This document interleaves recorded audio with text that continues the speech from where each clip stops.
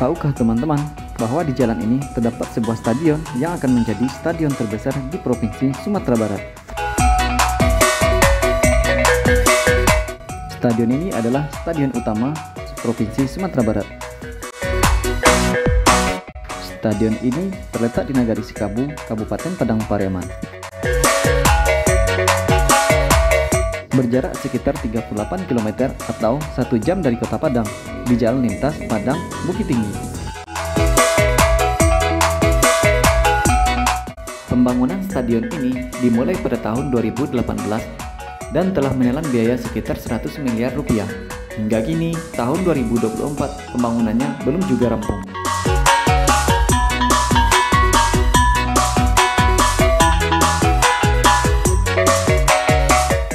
Stadion ini diklaim bertaraf internasional dan difungsikan untuk beragam kegunaan, seperti stadion olimpiade, stadion akuatik, stadion tenis, dan tentunya stadion sepak bola. Beginilah penampakannya dari luar stadion.